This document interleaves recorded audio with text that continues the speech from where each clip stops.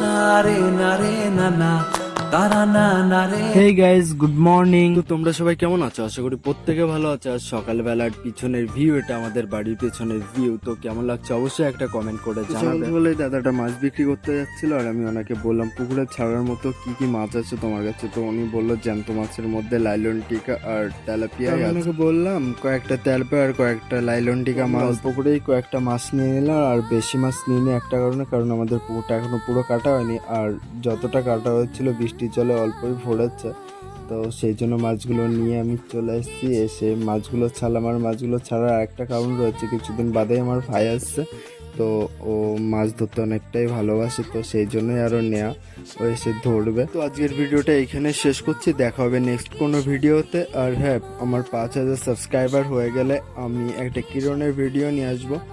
তো আমার 5,000 সাবস্ক্রাইবার প্রায় হয়ে গেছে। আর আমার থেকে যদি তোমাদের কিছু জানার থাকে অবশ্যই বেশি বেশি করে কমেন্ট করো সবাই, আর লাইক কমেন্ট শেয়ার তো অবশ্যই করবে। আর সবাই সাবস্ক্রাইবার করে যেন খুব তাড়াতাড়ি 5,000 সাবস্ক্রাইবার হয়ে যায়। আর 5,000 সাবস্ক্রাইবার হয়ে গেলে আমি একটা পুরনের ভিডিও নিয়ে আসবো। তো ওই ভিডিওতে আমি সবার কোশ্চেনের উত্তর দেওয়ার চেষ্টা করবো আর দেবো। তো গাইজ, আজকের মতো টাটা, দেখাবে নেক্সট কোনো ভিডিওতে। Tata, by.